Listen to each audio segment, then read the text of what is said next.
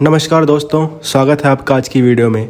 तो काफ़ी समय से चर्चा चल रही है कि इंडिया को AMCA आने से पहले एक इंटरिम स्टील्थ फाइटर की ज़रूरत पड़ सकती है, क्योंकि AMCA अभी डेवलपमेंट फेज़ में है और उसे ऑपरेशनल होने में अभी कई साल लगने वाले हैं। इसी बीच रसिया लगातार इंडिया को Su-57 स्टील्थ फाइटर ऑफर करता रहा है, यहाँ तक कि रसिया ने टेक्नोलॉजी ट्रांसफ़र और इंडिया में लोकल प्रोडक्शन का ऑप्शन भी ओपन रखा है। लेकिन अब इंडियन एयरफोर्स के प्लानिंग सर्कल से जो जानकारी सामने आ रही है उसके मुताबिक एयरफोर्स का फोकस शायद कुछ और ही है। इंडियन एयरफोर्स दरअसल किसी भी स्टील्थ फाइटर का full scale local production ecosystem खड़ा करने के मूड में नहीं दिख रही, और इसकी वजह भी काफ़ी प्रैक्टिकल है। एयरफोर्स को इंटरिम सॉल्यूशन के तौर पर बहुत बड़ा फ्लीट नहीं चाहिए। प्लानिंग के मुताबिक रिक्वायरमेंट लगभग 40 से 60 एयरक्राफ्ट की हो सकती है। अब सोचिए, अगर सिर्फ 40 या 50 एयरक्राफ्ट ही लेने हैं तो उसके लिए इंडिया में पूरी प्रोडक्शन लाइन बनाना, टूलिंग सेटअप करना, स्टील्थ मटेरियल फैसिलिटी डेवलप करना, सर्टिफिकेशन फ्रेमवर्क बनाना और पूरी सप्लाई चेन खड़ी करना, ये इन्वेस्टमेंट काफ़ी ज़्यादा हो जाता है। और इतना बड़ा इंडस्ट्रियल इकोसिस्टम तभी जस्टिफाई होता है जब एयरक्राफ्ट की प्रोडक्शन कई सालों तक चलने वाली हो और ऑर्डर साइज काफ़ी बड़ा हो। यहाँ टाइमिंग भी बहुत इंपॉर्टेंट फैक्टर है।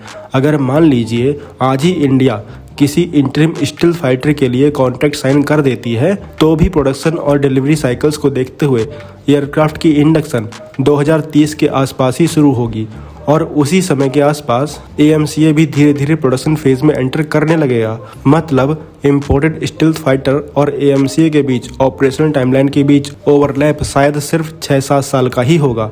यानी जो एयरक्राफ्ट इंटरिम सॉल्यूशन के तौर पर आएगा वो बहुत लंबे समय तक इंडिया का मेन स्टील्थ प्लेटफॉर्म नहीं रहेगा। इसीलिए एयरफोर्स इसे एक कैपेबिलिटी ब्रिज की तरह देख रही है, ना कि लॉन्ग टर्म फ्लीट पिलर की तरह। मतलब उस ट्रांजिशन फेज में स्टील्थ कॉम्बैट कैपेबिलिटी बनी रहे, पायलट 5th जनरेशन टैक्टिक्स के साथ फेमिलियर रहे और ऑपरेशनल गैप भी मेंटेन रहे। लेकिन लॉन्ग टर्म में पूरा फोकस फिर भी AMCA पर ही रहेगा। और ऑनेस्टली अगर स्ट्रेटजिक पर्सपेक्टिव से देखें तो ये अप्रोच काफ़ी लॉजिकल भी है, क्योंकि अगर इंडिया अभी किसी इम्पोर्टेड स्टील्थ फाइटर के लिए फुल स्केल मैन्युफैक्चरिंग इकोसिस्टम खड़ा कर देता है तो उससे फिनेंशियल रिसोर्सेज और इंडस्ट्रियल फोकस दोनों डाइवर्ट हो सकते हैं, खासकर उन इंडिजिनस प्रोग्राम से जो फ्यूचर में इंडिया की एयर पावर डिफाइन करने वाले हैं।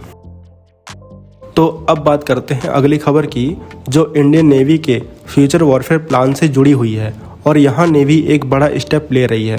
कुछ समय पहले इंडियन नेवी ने प्राइवेट सेक्टर से 2 अनमैन्ड सरफेस वेसल यानी USV इंडक्ट किए थे, लेकिन अब जो प्लान सामने आ रहा है वो उससे कई गुना बड़ा है। जानकारी के मुताबिक इंडियन नेवी अगले लगभग 10 सालों में करीब 400 अनमैन्ड सरफेस वेसल एक्वायर करने की प्लानिंग कर रही है, और ये कोई छोटी संख्या नहीं है। सबसे इंटरेस्टिंग बात यह है कि ये 400 अनमैन्ड सरफेस वेसल्स एक जैसे नहीं होंगे। कुछ छोटे और अजाइल वेसल होंगे जो कोस्टल सर्विलांस और नेवल बेसिस की सिक्योरिटी के लिए यूज होंगे, जबकि कुछ बड़े इंड्योरेंस फोकस्ड वेसल होंगे जो ओपन ओशन में लंबे समय तक पेट्रोलिंग कर सकते हैं। वैसे ट्रेडिशनल वॉरशिप पावरफुल जरूर होते हैं, लेकिन उन्हें क्रू चाहिए, मेंटेनेंस चाहिए और कंटिन्यूस डिप्लॉयमेंट आसान नहीं होता। इसके मुकाबले अनमैन्ड वेसल लंबे समय तक समुद्र में रह सकते हैं और उन्हें ऑपरेट करने के लिए बहुत कम मैन पावर चाहिए होती है। और इंडिया जैसे देश के लिए ये कैपेबिलिटी बहुत इम्पोर्टेंट है, क्योंकि इंडिया की कोस्ट लाइन 7,500 किलोमीटर से ज़्यादा लंबी है और मैरीटाइम इंटरेस्ट पूरे इंडियन ओशन में फैले हुए हैं। इन अनमैन्ड सरफेस वेसल्स का रोल सिर्फ सर्विलांस तक सीमित नहीं रहेगा। कुछ वेसल को आर्म्ड कॉन्फ़िगरेशन में भी डिप्लॉय किया जा सकता है। मतलब अगर कोई सस्पिशियस बोट दिखाई देती है, पायरेसी एक्टिविटी होती है या हॉस्टाइल अनमैन्ड प्लेटफॉर्म सामने आता है तो ये USV फर्स्ट रिस्पांस दे सकते हैं। इनका प्रेजेंस ही कई सिचुएशन में डिटरेंस क्रिएट कर सकता है। इसके अलावा इनका बड़ा रोल इंटेलिजेंस, सर्विलांस और रिकॉनेसेंस मिशन में होगा। तो नेवी इन USV यानी अनमैन्ड सरफेस वेसल्स को मैरीटाइम डोमेन अवेयरनेस नेटवर्क से इंटीग्रेट करने की भी प्लानिंग कर रही है, ताकि क्रिटिकल सी लेन्स और चोक पॉइंट्स पर रियल टाइम मॉनिटरिंग पॉसिबल हो सके। इस पूरी फ्लीट को सस्टेन करने के लिए नेवी मल्टीपल ऑटोनोमस बेसिस भी इस्टेब्लिश करने की सोच रही है। ये बेसिस मेजर नेवल एक्टिविटीज़ के आसपास होंगे, जहां से USV डिप्लॉय होंगे, मेंटेनेंस होगा और रिमोट ऑपरेशन कंट्रोल किए जाएंगे। अगली खबर की बात करें तो इंडिया का डिफेंस रिसर्च इकोसिस्टम एक नए टाइप का long range swarm loitering munition develop कर रहा है। जानकारी के मुताबिक डीआरडीओ की एक लैब अभी एक स्टील्थ फ्लाइंग विंग प्लेटफॉर्म पर काम कर रही है जिसे माइक्रोजेट इंजन से पावर मिलेगा। अगर ये सिस्टम सफल होता है तो इंडिया की लोइटरिंग म्यूनिशन कैपेबिलिटी एक बिल्कुल नए लेवल पर जा सकती है। अब तक जो मोस्टली लोइटरिंग म्यूनिशन इस्तेमाल होते हैं वो प्रोपेलर ड्रिवन होते हैं और उनका use mostly tactical battlefield role में होता है, लेकिन इस नए प्रोग्राम का ऑब्जेक्टिव कुछ अलग है। ये सिस्टम करीब 300 से 600 किलोमीटर दूर तक टारगेट को स्ट्राइक करने में कैपेबल हो सकता है। सबसे इंटरेस्टिंग चीज़ इसका फ्लाइंग विंग डिज़ाइन है और flying wing configuration stealth aircraft में वाइडली यूज की जाती है क्योंकि इसमें ट्रेडिशनल फ्यूजलाज और टेल स्ट्रक्चर नहीं होता, जिससे रडार रिफ्लेक्शंस काफ़ी कम हो जाते हैं। इसका मतलब है कि रडार क्रॉस सेक्शन बहुत कम रहेगा और एनिमी रडार नेटवर्क के लिए इसे डिटेक्ट करना मुश्किल होगा। इसके अलावा इसका फिजिकल साइज भी काफ़ी कॉम्पैक्ट रहने वाला है और जब ऐसे छोटे स्टील्थ प्लेटफॉर्म को स्वार्म फॉर्मेशन में डिप्लॉय किया जाता है तो एयर डिफेंस सिस्टम के लिए उन्हें ट्रैक और इंटरसेप्ट करना और भी मुश्किल हो जाता है।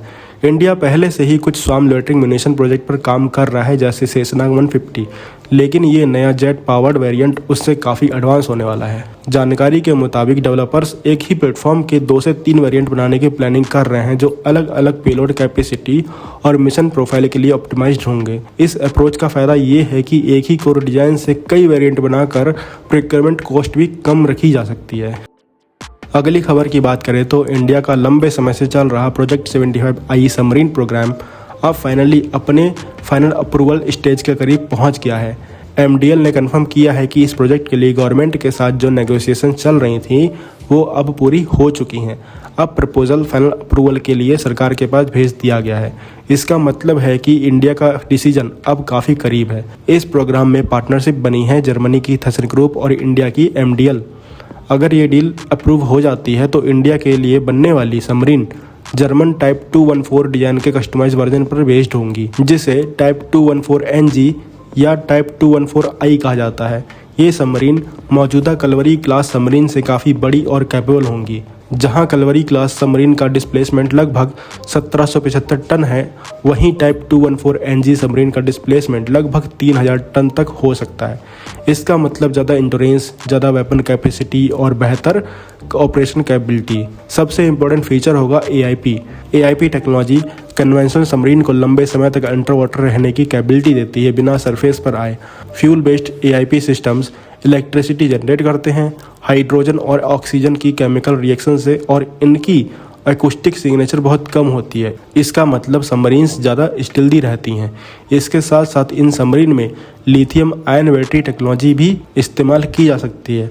लिथियम आयन बैटरी ज़्यादा एनर्जी डेंसिटी देती है और फास्टर रिचार्ज कैपेबिलिटी भी। AIP और एडवांस बैटरीज के कॉम्बिनेशन से सबमरीन 2 से 3 हफ्ते तक अंडर वाटर रह सकती हैं।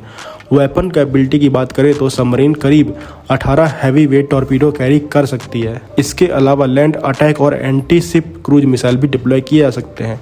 इंडिया की प्लानिंग में फ्यूचर में ब्रह्मोस सुपरसोनिक क्रूज मिसाइल या निर्भय क्रूज मिसाइल इंटीग्रेशन की पॉसिबिलिटी भी शामिल हो सकती है।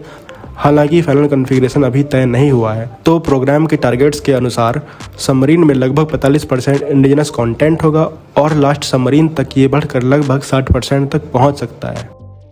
अगली खबर की बात करें तो बेंगलोर की EV कंपनी प्रावेग जल्दी ही मिनिस्ट्री ऑफ डिफेंस के साथ एक बड़ा कॉन्ट्रैक्ट हासिल कर सकती है। रिपोर्ट्स के मुताबिक प्रावेग की वीर मिलिट्री इलेक्ट्रिक व्हीकल के लिए MOD के साथ यानी मिनिस्ट्री ऑफ डिफेंस के साथ नेगोशिएशंस अब अपने फाइनल स्टेज में हैं। अगर ये डील फाइनलाइज होती है तो ये इंडिया के डिफेंस सेक्टर में इलेक्ट्रिक मोबिलिटी के लिए एक बड़ा स्टेप हो सकता है। वीर EV को खास तौर पर मिलिट्री टेक्टिकल यूज के लिए डिजाइन किया गया है। इस व्हीकल को पहली बार ऑटो एक्सपो 2023 में शोकेस किया गया था। इसका हाइब्रिड वेरिएंट इंटरेस्टिंग है क्योंकि इसमें डुअल पावर सिस्टम है, एक इलेक्ट्रिक बैटरी और दूसरा पेट्रोल रेंज एक्सटेंडर। इससे व्हीकल स्टील्थ बेनिफिट भी देता है और लॉन्ग रेंज मिशन के दौरान रिलायबिलिटी भी मेंटेन रहती है। व्हीकल में डुअल इलेक्ट्रिक मोटर हैं जो लगभग 408 हॉर्स पावर और 620 न्यूटन मीटर टॉर्क जनरेट करते हैं।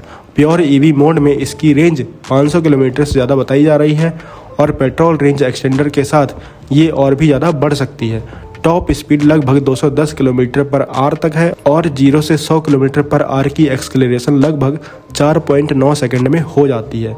मिलिट्री ऑपरेशन में ईवी का एक बड़ा एडवांटेज होता है, यानी लो नॉइस और लो हीट सिग्नेचर। मतलब कोवर्ट ऑपरेशन और स्पेशल फोर्स मिशन में इन्हें डिटेक्ट करना ज़्यादा मुश्किल होता है। इंडियन आर्मी ने लद्दाख जैसे हाई एल्टीट्यूड रीजन में इसके ट्रायल्स भी किए हैं और कुछ माइनर मॉडिफिकेशन सजेस्ट किए थे ताकि व्हीकल स्पेशल फोर्स ऑपरेशन के लिए और बेहतर हो सके। रिपोर्ट्स के मुताबिक मिनिस्ट्री ऑफ डिफेंस शुरुआत में कम से कम 100 व्हीकल्स का इनिशियल ऑर्डर दे सकती है।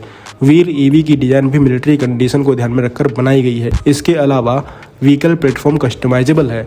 इसमें weapon mount, thermal imaging sensors और लगभग 690 kg पेलोड कैपेसिटी भी अवेलेबल है। तो आप क्या कहेंगे इन सब खबरों के बारे में? कमेंट सेक्शन में जरूर बताइए।